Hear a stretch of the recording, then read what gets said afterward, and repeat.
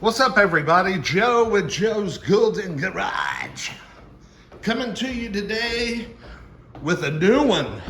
I have never, in all my hundreds of car dealings, never drank vodka straight and go riding around. No, I'm just kidding. This water. It's hot outside. Do y'all see what I see? Look at that big mother scratcher. Y'all, I just traded for this. And this is the perfect time to trade for big bastards like this because people are desperate. They are wanting out of the, let's see, I looked it up, and people average about 8 miles per gallon unloaded, 5 while towing. This is a 2500 series Avalanche, y'all. And not only is it a 2500 series, it's got the freaking 496 big block in it. Yes, 8.1 liters, baby. Talk about coffee can pistons. I had this such a nice young family. They were like, we desperately need a minivan. And we've got this truck. And oh my gosh, and blah, blah, blah, blah, blah. I was like, well, bring the truck by the house and let me look at it. So they brought it by. And, you know, it's not a no excuses truck. I mean, it's got 250,000 miles on it. It spent the first 7 years of its life in Massachusetts and New Hampshire. But it's really surprisingly rust-free, except for just kind of your usual spots like this, okay? But, you know, look, fenders up under the, you know, the frame is fine. I crawled around underneath it. I'm not going to do it now, but I crawled around underneath it. Frame is fine. It's got this freaking Avalanche bumper with some lights, and I mean, that's probably one of the best looking grill guards I've ever seen. He did have like a Thule rack on top, but he took it off. It's got brand new Wild Trail off-road tires with Hummer freaking rims, man. We got a little rust in this corner too. It's a little worse back here. That's amazing how just 7 years in a northern state can just chew up a truck like that. But I guess it got started and then couldn't stop. We got a little bit along the lip here. But like I said, y'all, you know, leaf springs, frame, everything's good. I think it'll clean up nice, you know. But I drove it and it drives good. I mean, the seats, look at the seats. I mean, these seats in these old things, they're always ass whipped. Look at the buttons. So it's been, you know, it's been looked after a little bit. It has been stolen before.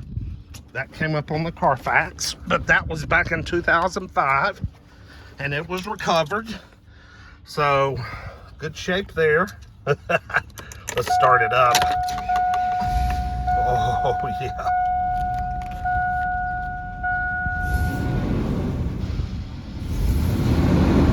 Listen to that son of a gun engine. Now, is that a beast or what? And it doesn't have the ever so common exhaust manifold leak that so many 6 liters and 8.1s get. You know, it runs quiet and smooth. Where the hell can I stick a tag? Is this whole thing fiberglass or something? I'll stick it on the side, I guess. You know what? Yeah, we're just gonna run with that. I ain't going too far. It's got cold air. It's got this damn thing. Holy crap. What is that? But these leather seats, man, they're good looking. I mean, it's a good looking old truck. But there's no way I could afford to drive it. But my brother said, hell, I want it. I want it. Trade for the damn thing. I only had $2,900 in that Honda Odyssey. So I think we did an even trade. I think I did all right. I think I did all right. It was worth trading $2,900, even swap. And my brother's going to use this thing up at his lake house for putting a boat in and out of the water. A boat that he doesn't have yet, but I think it's coming soon. But you just can't beat this. I mean, for the money, you know? I mean, just even trade, even Steven. Past all these homeless folks here. I mean, she's got torque for days. I see they haven't added any gas to it since I drove it at my house earlier this morning in Dalton. They're tired of putting gas in it.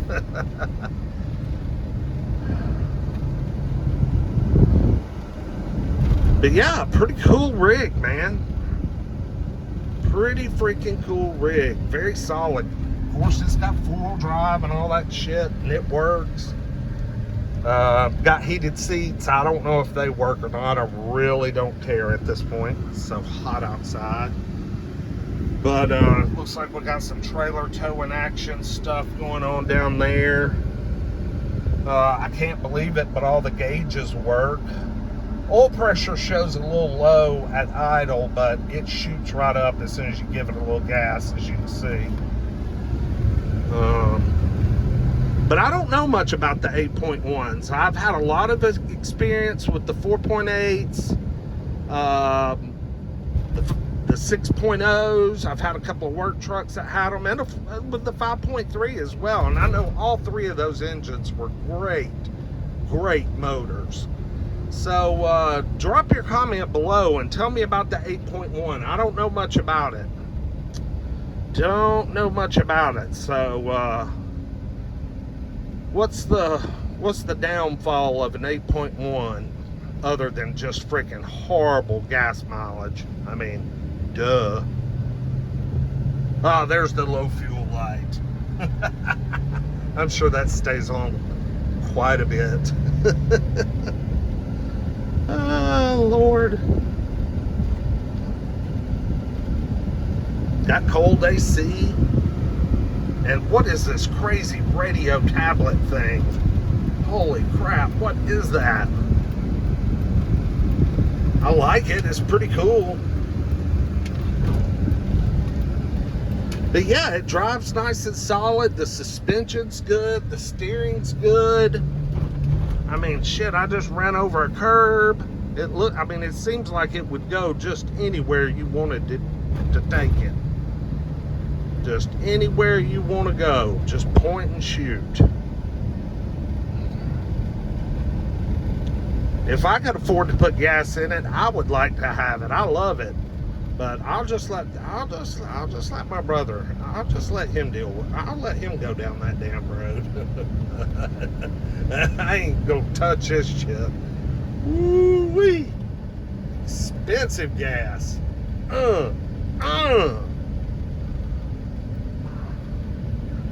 Anyway, let me know what y'all would like to see on the Avalanche 2002 2500 series with the 8.1 big block, baby, big block. What did I say it was? 496 cubic inches. I think it's rated at, y'all correct me if I'm wrong, but I believe it's rated at 340 horsepower and 450 foot-pounds of torque in 2002. that was pretty impressive for a V8 engine, but it definitely had to be a big one. I guess is what GM's answer to the Ford Triton V10 was the good old 8.1. Yeah, this thing's ludicrous. I may run out of gas before I get back to the shop. Did I say the miles? 247,739. Carfax is pretty terrible. It does have a clean title, but it's had 6 owners. It's been in 1 accident. Someone rear-ended it, so I'm sure the person that did the rear-ending paid the ultimate price. It probably didn't do too much to this thing. And then, of course, it was stolen in 2005 and recovered just like a week or so after it was reported stolen. So, don't know if any damage was done or not. The Carfax didn't really say, but yeah, here it is. I'm actually gonna park it somewhere else. Park it down here on the end.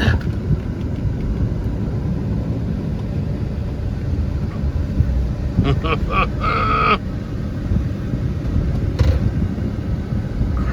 mean, this thing feels heavy and mean and badass. Just all those things. Alright guys, appreciate you watching. Happy 4th of July. Like, comment, subscribe. We'll see you next time. Peace.